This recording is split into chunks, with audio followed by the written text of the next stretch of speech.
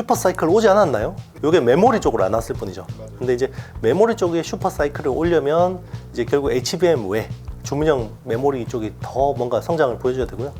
제일 중요한 거는 삼성 파운드리의 희망은 이제 라고 봤어요. 네, 그래서 일단은 삼성전자는 다 가지고 있어요. 설계도 가지고 있고 파운드리도 가지고 있고 HBM도 가지고 있고 다 가지고 있는데, 근데 중요한 거는 삼성전자 이렇게 너무 안 좋으니까 주식은 이제 끝난 거나요? 이렇게 이야기를 물어볼 수도 있어요. 근데 반대로 이거 세 개 중에 한 개만 잘 되면 주가는 반대로 오를 수 있어요. 특별한 경제 강의 머니 특강. 안녕하세요, 주식 초등학교 여러분. 오늘의 특강을 맡은 이용수입니다.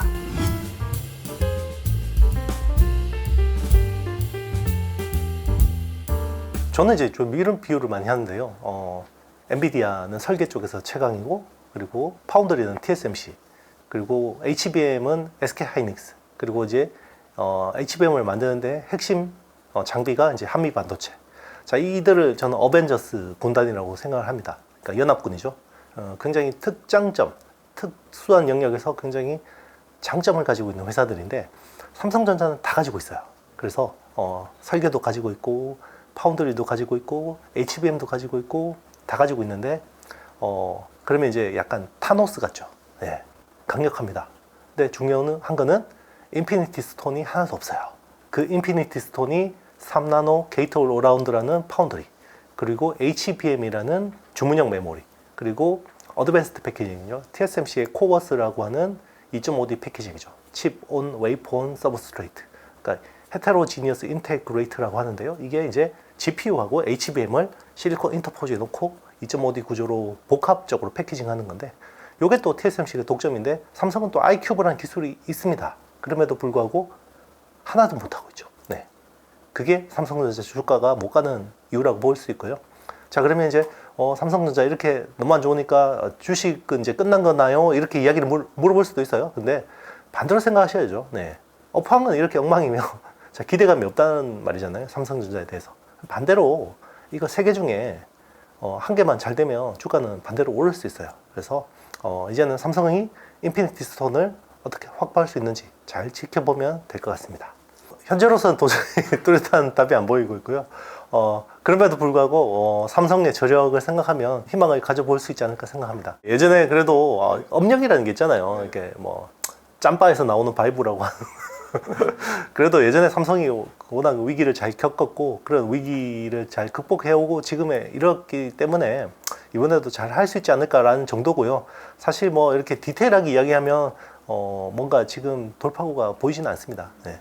제일 중요한 거는 저는 이제 삼성 파운드리의 희망은 이제 3나노 게이트 올 어라운드라고 봤어요. 네, 그래서 일단은 기존의 트랜지스터 구조가 핀팻 구조였는데, 이게 삼성이 뭔가 모험을 한 거죠. 네, 게이트 올 어라운드라는 신공정을 먼저 도입했고, 그리고 작년에 3나노를 먼저 양산했어요. 삼성 기억나시겠지만 작년 하반기부터 양산했고, TSMC는 좀 더 늦었습니다. 몇 달.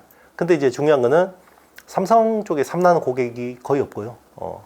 그리고 TSMC 쪽으로 더 몰립니다. 지금 보면.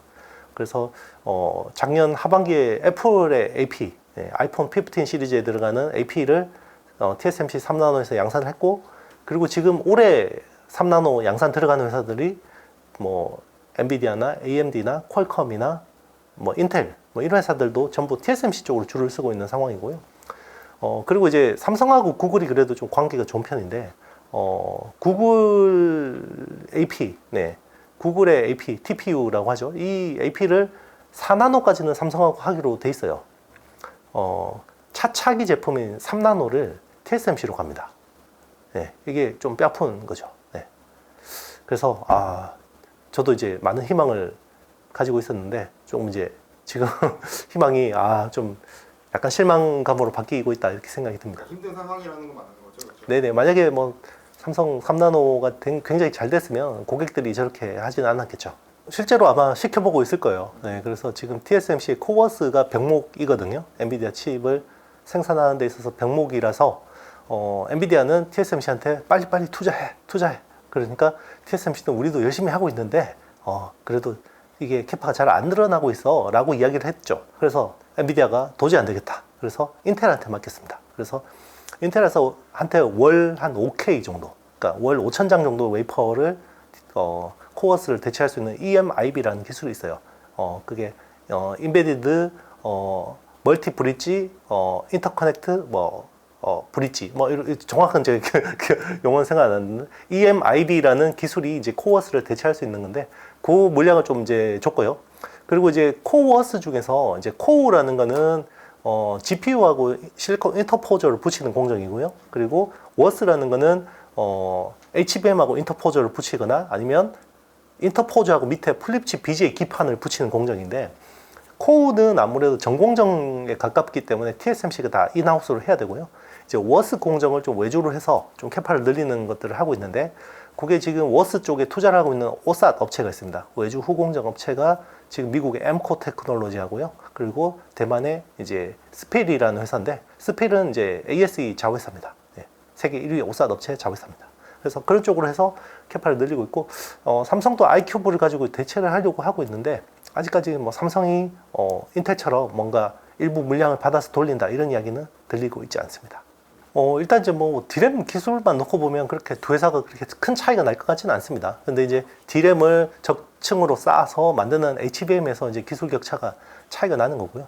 그는 아무래도 삼성이 2019년에 HBM 팀을 해체를 해버렸어요. 이게 이제 돈이 안 되는 조직이다라고 해서 해체를 했고, 거기서 이제 핵심 인력들이 SK 하이닉스로 많이 갔죠. 네. 그래서 SK 하이닉스는 그동안 열심히 하다가 보니까 이제 이렇게 엔비디아 때문에 얻어 걸려서 확 폭발적으로 이제 성장한 건데, 이 기술들이 굉장히 아날로그적인 기술들이에요. 그래서 칩을 구멍을 뚫고 붙이고 뭐 이런 것들 검사하고 이런 것들은 굉장히 아날로그적인 기술들이기 때문에 시간이 필요합니다. 그래서 삼성전자도 지금 열심히 하고 있지만 일단 이제 수요일 제어에서 좀 어려움이 있는 것 같고요. 그리고 이제 요걸 붙여놨더니 일단 붙여놓는 것도 너무 어려운데 붙여놓으니까 이제 열이 많이 나는 거죠. 기술 방식이 조금 다릅니다. 그래서 삼성은 NCF라고 해서 Non-Conductive Film이라는 방식을 쓰고 있고요. 그리고 SK 하이닉스는 Mass Reflow Molded Underfill이라는 MR 머프라는 기술을 쓰고 있어요. 그래서 뭐 두 개 뭐 정확한 기술적인 차이를 뭐 지금 설명드리기는 뭐 시간이 없고 어쨌든 만들고 나면 MR 머프가 발열 성능이 한 30% 이상 좋습니다. 그러니까 왜 발열 성능이 중요하냐면요, GPU가 열이 많이 나서 그래요. 예, GPU에는 열이 굉장히 많이 나거든요. AI 서버는 다 GPU 기반이잖아요. 그러다 보니까 HBM에서 열이 많이 나면 안 되거든요. 왜냐면 GPU하고 딱 붙어서 있기 때문에. 그래서 그런 부분에서 지금 발열 스펙을 잡는데 어려움이 있는 것 같습니다. 일단 운도 좋았고요. 그리고 이제 약간 저는 본질적으로 이 그 메모리 반도체가 기존의 범용에서 주문용으로 바뀌잖아요. 그러니까 약간 메모리 반도체가 이제 파운드리화 되고 있는 겁니다. 그러면 파운드리업의 본질이 뭐냐면 결국 서비스예요. 고객이 뭘 원하는지 알고 거기에 맞춰주는 거거든요.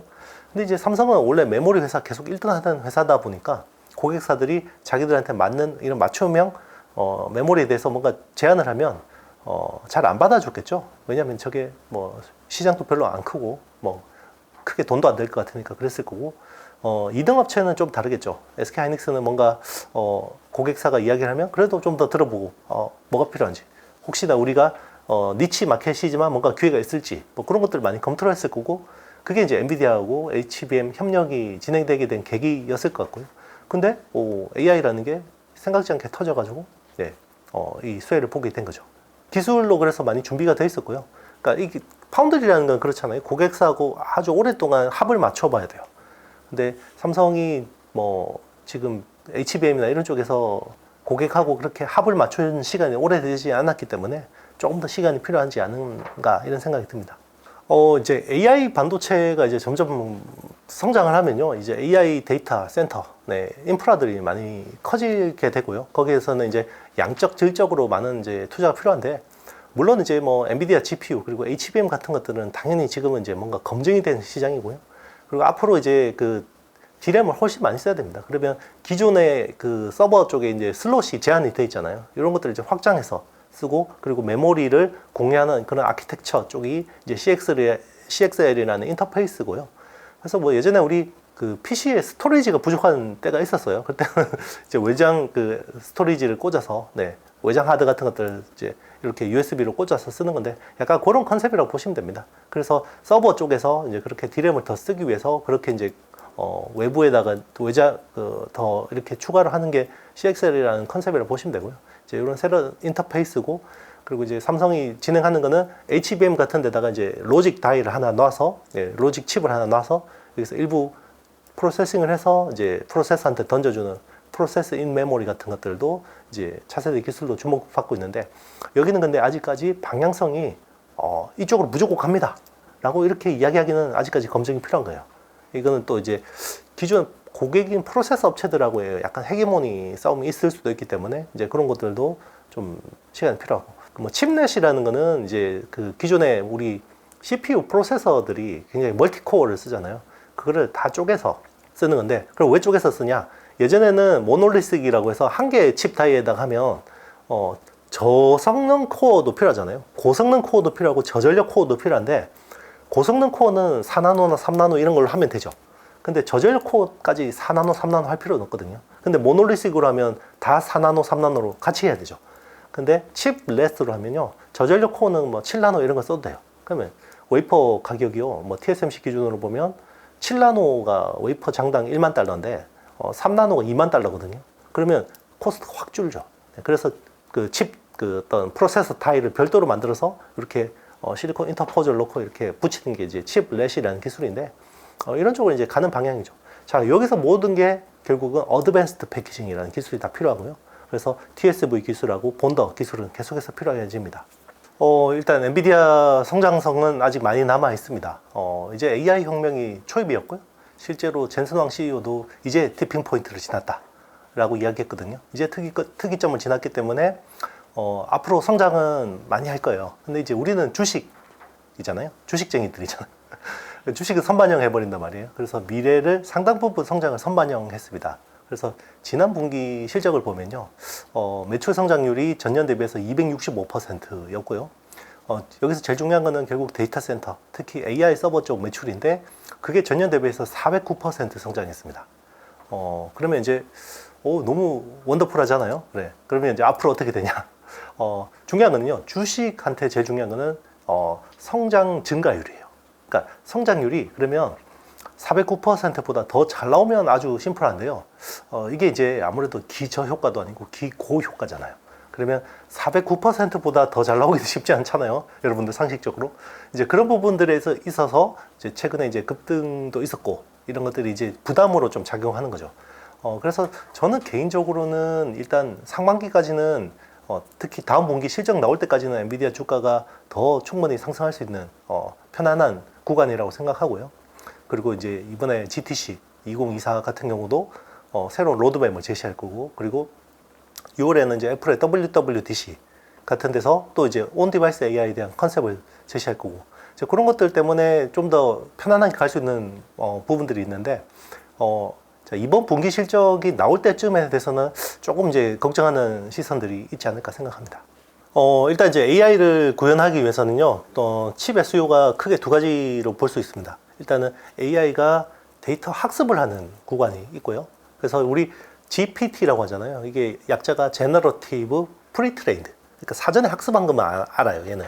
그러니까 기존에 막 예전 데이터를 막 밀어넣고 얘가 이걸 가지고 학습한 걸 기반으로 답변을 하기 때문에 뭐 2023년 4월 이전까지 정보만 있는 거죠. 이제 그래서 Pre-trained. 그래서 학습용을 위해서 엔비디아 GPU들이 굉장히 많이 필요한 거고요. 그런데 이제 이걸 학습을 하고 나서 이제 서비스를 하잖아요. 그러면 점점 추론을 하게 됩니다. 추론을 하게 되는데, 추론을 할 때는 굳이 엔비디아 GPU 같이 비싼 걸 쓸 필요가 없거든요. 물론 쓰면 좋습니다. 그런데 이제 너무 비싸잖아요. 그리고 공급도 원활하지 않죠. 그러다 보니까 추론용 칩을 우리가 직접 설계해보자. 그래서 이제 나온 것들이 이제 최근에 빅테크 업체들이 많이 하고 있는 거고요. 그래서 뭐 마이크로소프트 마이아 100 같은 가속기도 나오고 있고, 구글은 원래부터 TPU라는 가속기를, AI 가속기를 원래 쓰고 있었고, 그리고 뭐 메타도 이번에 한국 와서 자기들이 자체 설계해서 뭐 AI 반도체를 해보겠다. 그리고 뭐 오픈 AI도 뭐 이게 약간 뻥이 있긴 하지만 뭐 7조 달러 펀딩해서 반도체를 내조하겠다, 이런 이야기를 하는 거고요. 자, 그런 커스텀 칩들이 생기면 아무래도 지금은 데이터 센터, AI 데이터 센터의 전성비가 굉장히 떨어지고 비효율적인데, 자기들한테 딱 맞는 칩을 설계를 하면 전성비가 굉장히 좋아집니다. 그래서 비용 효율적일 수도 있고, 그리고 이제 그런 수급도 원활해질 수도 있고 한데, 근데 이게 뭐 당장 될 것 같지는 않아요. 왜냐면 일단 지금부터 준비해서 설계한다고 해도 몇 년 걸리고, 그리고 지금 엔비디아 칩 쓰는 거하고 뭐 성능 차이가 너무 나기 때문에. 근데 장기적으로는 결국 커스텀 칩, 뭐 ASIC이라고 하죠. 그런 것들이 점점 더 늘어날 수밖에 없다고 생각합니다. 결국 점점 더 모든 게 파운드리화 돼요, 칩이.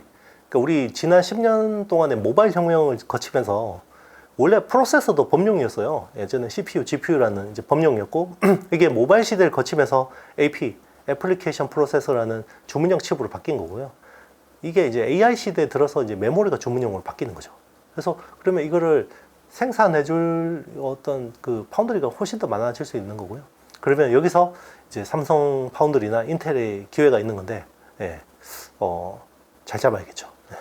당장 뭐 그렇게 크게 위협이 될 것 같지는 않습니다. 어쨌든 파운드리의 이제 업의 본질이라는 게 결국 서비스업인데, 인텔도 평생 갑질만 하는 회사예요. 예. 자기들이 제일 잘 만드니까 고객이 뭐라 그러면 잘 안 들어주고, 예. 그런 조직 문화가 남아있겠죠. 그럼에도 불구하고 지금 계속해서 뭔가 팻 게싱어 CEO가 변화를 주문하고 있고, 그리고 미국 정부가 계속해서 큰 자금을 대주고 있죠. 그러면 이제 점진적으로 점점점 변하고 있는 거고요. 그래서 뭐 기억나시겠지만 인텔이 그 인텔 7이라는 공정이죠. 그게 10나노 공정이거든요. 그때 엄청 고생을 했었어요.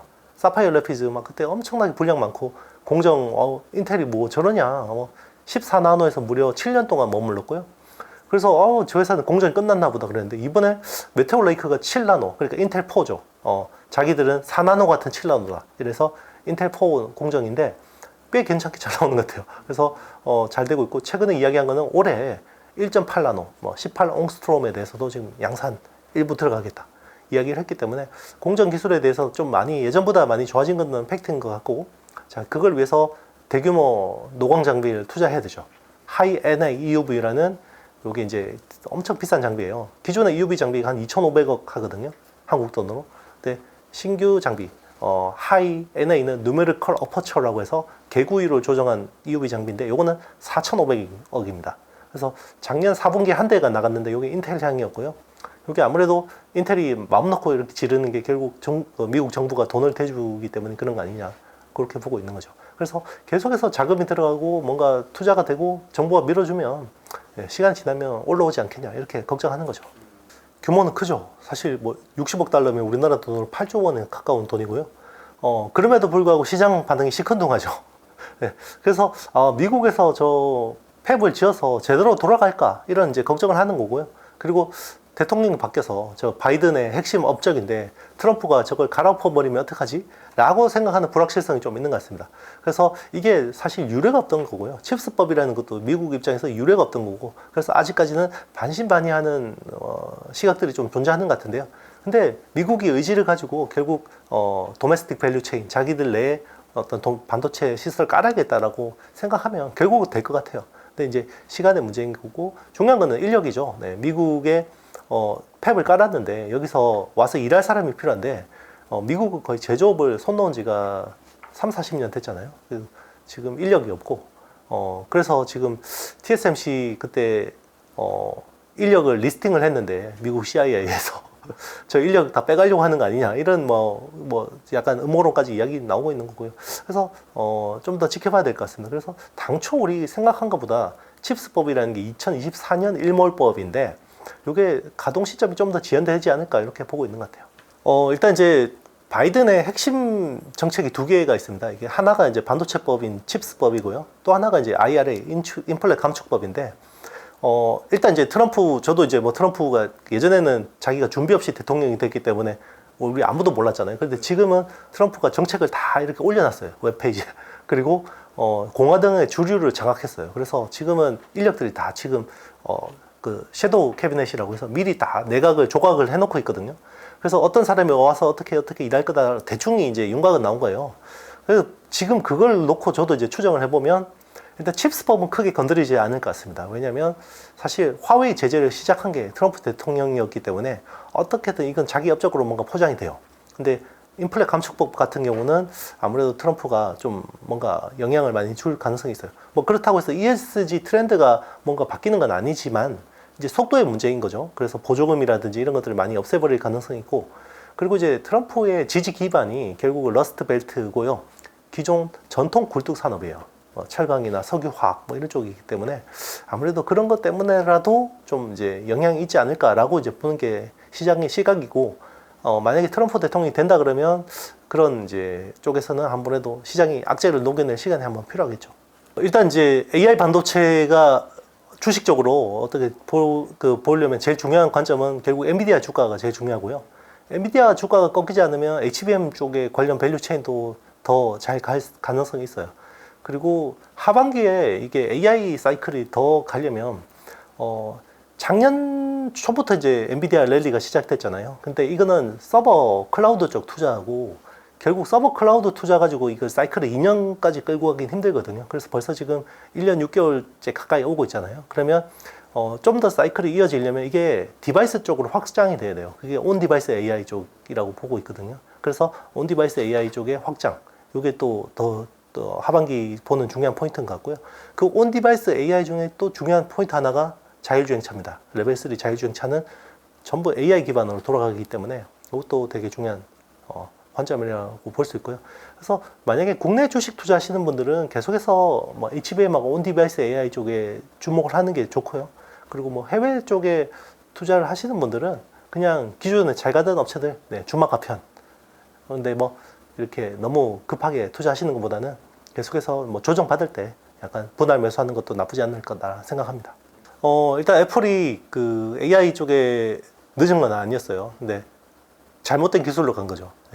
그러니까 이제 막 예전에 농담을 하잖아요. 막 나폴레옹이 산을 오르다가 이 산이 아닌가벼 그런 거죠. 그러니까 애플이 2013년에 시리에 대해서 대규모 투자를 했어요. 그러니까 시리는 AI 음성 비서잖아요. 그런데 이제 2017년에 지금 중요한 기술이 하나 나오죠.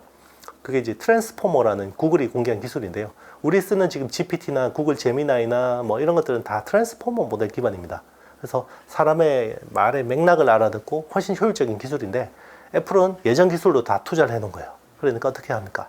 다 이거 갈아엎고 새로 세팅해야 되는데 그 시간이 필요한 게 지금이고요. 근데 이제 이번에 애플이 뭐 논문 같은 것들 내놓은 거 보면 애플도 지금 빨리 절치부심해서 기술이 좀 많이 올라오고 있는 상황인 것 같고요. 근데 이제 뭐 기존의 엔비디아 칩을 빨리 구할 수가 없기 때문에 이런 뭐 구글 제미나이나 오픈 AI GPT처럼 대규모로 뭐 이렇게 스케일을 키우는 이런 쪽은 아직까지 시간이 필요할 것 같고, 뭐 외계 변수 한 300억 개, 뭐 70억 개, 130억 개, 이 정도의 어떤 소규모 스케일업을 키워서 이런 쪽으로 뭔가 파인 튜닝해서 뭔가 좀 쓰는, 아무래도 온 디바이스 AI 쪽에 좀 더 포커싱 돼 있는 기술인 것 같습니다. 아마 이게 6월에 WWDC에서 좀 공개가 되지 않을까 생각이 들어요. 중국은 뭐 미국의 제재 때문에 반도체 기술 발전이 늦어지고 있는 건 사실이에요. 근데 미국의 제재 범위가 아닌 쪽은 열심히 투자하고 있거든요. 그게 28나노 이상급의 레거시 공정 쪽에 정말 엄청난 투자를 하고 있고요. 그게 조만간 1, 2년 안에 팹이 30개가 넘게 생깁니다. 28나노 이상급. 그러니까 이제 레거시 반도체 쪽을 거의 레드오션화 시켜버리겠다라는 생각인 것 같아요. 그리고 이제 선단 공정도 생각보다 지금 SMIC라고 해서 중심거지라고 해서 이제 중국의 1등 파운드리 업체가 있습니다. 그게 지금 7나노 성공했고요. 그리고 5나노까지 됐다라고 지금 언론 보도가 나오고 있거든요. 근데 이제 그 물량 자체가 굉장히 적죠. 왜냐면 새로운 노광 장비, EUV 장비가 없이는 물량을 생산할 수가 없는데, 근데 어쨌든 자기들이 쓰는 뭐 군사용, 무기용 이런 쪽의 반도체는 뭐 5나노까지는 할 수 있는 거죠. 그래서 그런 쪽에서 투 트랙인 것 같아요. 선단 공정은 그렇게 해서 어떻게든 계속해서 기술 진보를 나아가는 거고, 양적으로는 결국 레거시 공정 쪽으로 계속해서 투자를 해서 전 세계 레거시 공정을 다 먹어버리고 나중에 장악하겠다, 이런 생각인 것 같습니다. 코스닥 시총 상위주들 한번 보시는 게 좋을 것 같습니다. 특히 반도체 관련해서 이런 회사들이 아직까지 수급으로 좀 더 올 수 있는 가능성이 있어요. 뭐 여러분 예전에 뭐 바이오나 2차 전지 그때 약간 버블 느끼셨잖아요. 그때 보면 코스닥 시총 탑 10 안에 한 5개, 7개 들어와야 됩니다. 그러면 지금 5개, 7개 반도체주가 못 들어와 있죠. 네. 그래서 수급이 HPSP나 르노공업, 동진, 세미캠, 솔브레인 뭐 이런 회사들한테 더 수급이 갈 수 있다고 생각하고요. 그리고 이 회사들이 하는 게 뭐 기존의 전통 반도체 쪽도 많지만 새로 뭐 신규로 뭔가 이렇게 하는 것들은 대부분 AI 쪽으로 많이 하고 있기 때문에 그런 것들 좀 유심히 보시면 아직까지 투자 포인트들이 좀 남아있지 않을까 생각이 들어요. 많이 올랐죠 이미. 네, 한미 반도체가 단연 탑이고요. 글로벌 장비 회사가 됐죠. 어드밴스드 패키징이라고 하는 건요.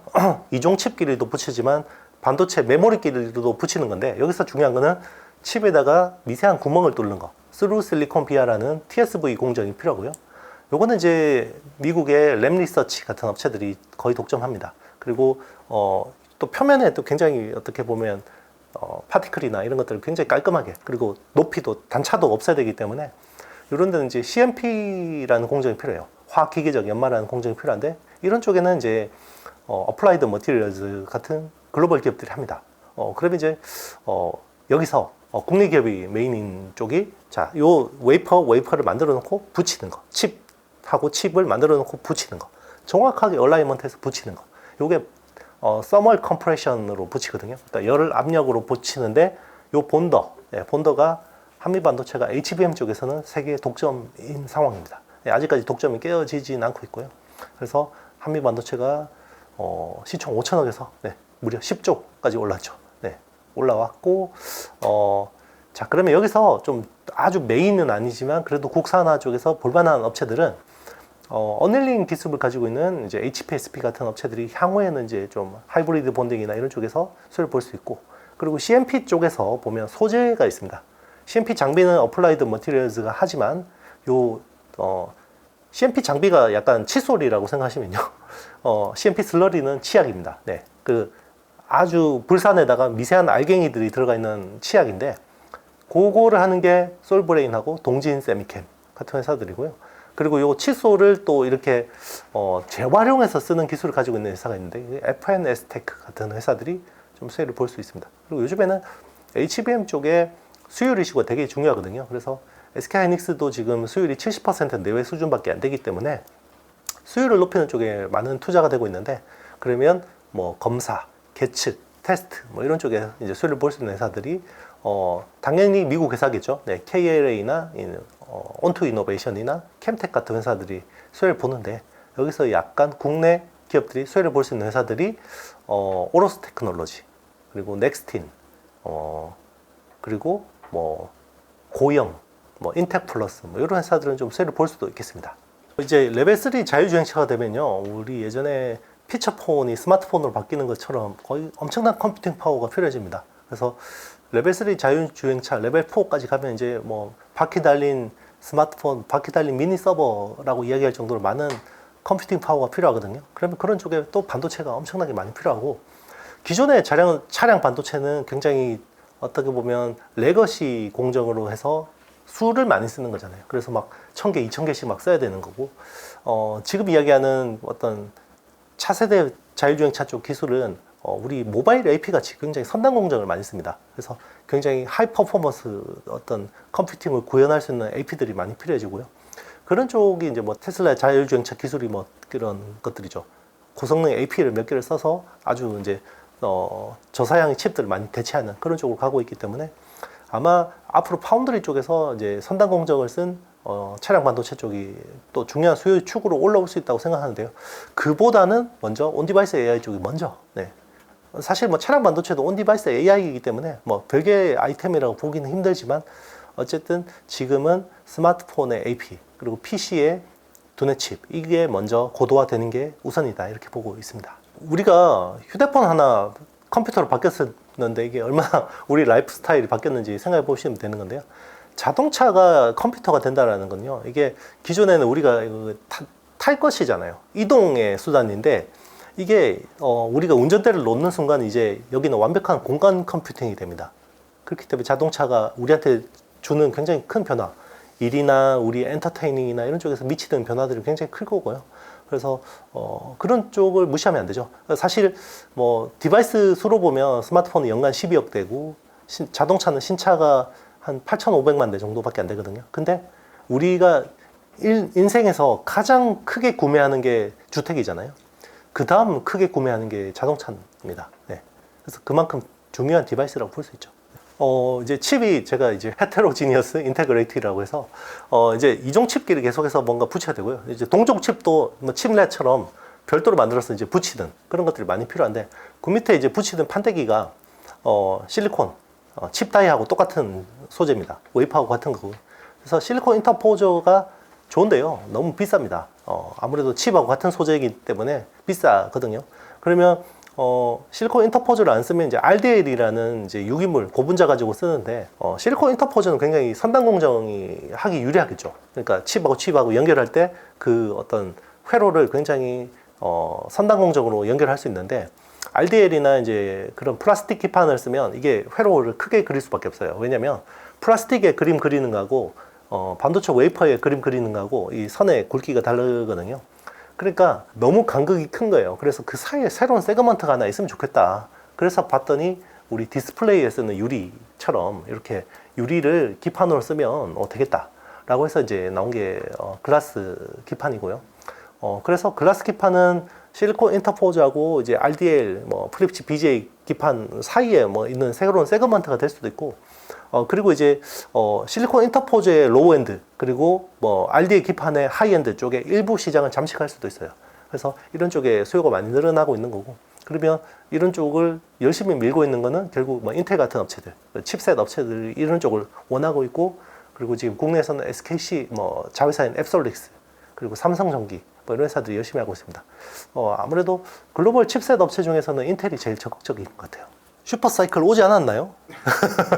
엔비디아 주가 보면 저점 대비해서 8배가 올랐으면 네. 슈퍼사이클이 왔죠. 이게 메모리 쪽으로 안 왔을 뿐이죠. 맞아요. 근데 이제 메모리 쪽에 슈퍼사이클을 오려면 이제 결국 HBM 외 주문형 메모리 쪽이 더 뭔가 성장을 보여줘야 되고요.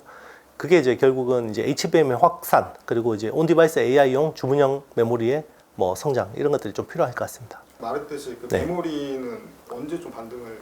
커머디티 쪽이요? 네네. 기존에 이제 우리 네. 전통 메모리? 네. 작년 3분기부터 반등을 했다고 봐야 되고요.